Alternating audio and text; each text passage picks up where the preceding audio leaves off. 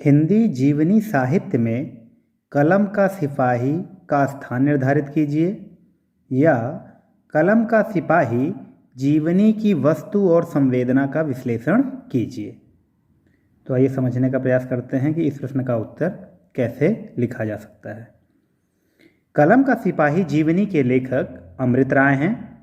यह जीवनी 1962 ईस्वी में लिखी गई थी।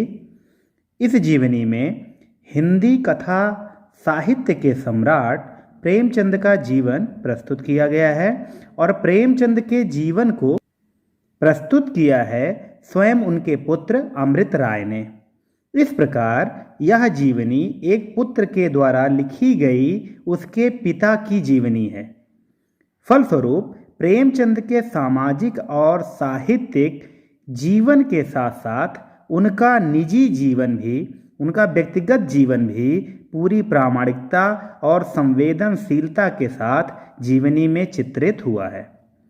परिवार के छोटे छोटे सुख दुख में फंसे साधारण व्यक्ति जीवन से लेकर राष्ट्रीय सामाजिक और साहित्यिक मसलों पर, विचारों पर गंभीरता से विचार करने वाले बुद्धिजीवी जीवन तक का प्रेमचंद का जो जीवन है वो इस जीवनी में फैला हुआ है।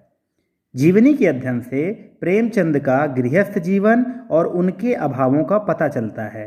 गृहस्थ जीवन के अंतर्गत कहीं पर स्वयं जी तोड़ मेहनत करने वाले प्रेमचंद नजर आते हैं, तो कहीं पर बच्चों को खेल कूद की नसीहत देते हुए प्रेमचंद नजर आते हैं।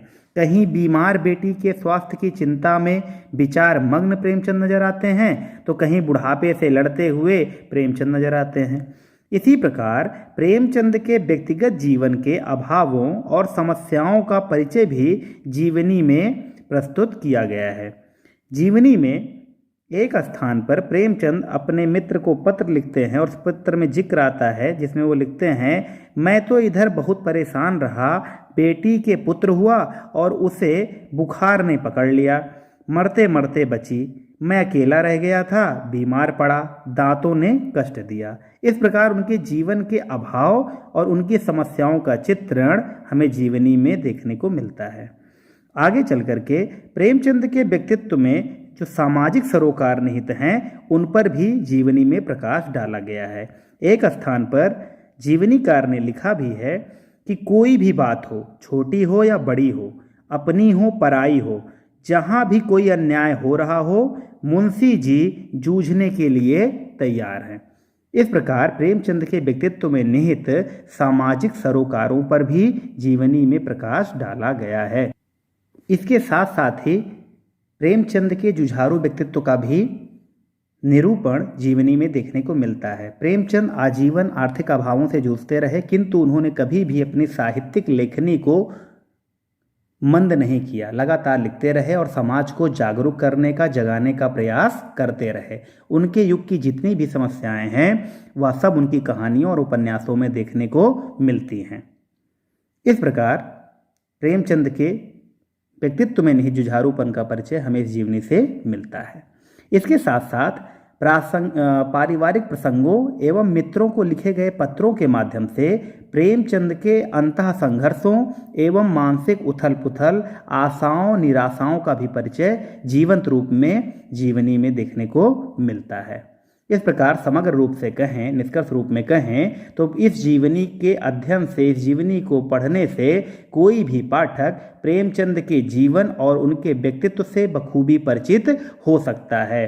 प्रेमचंद को समझने में यह जीवनी बहुत ही सहायक है।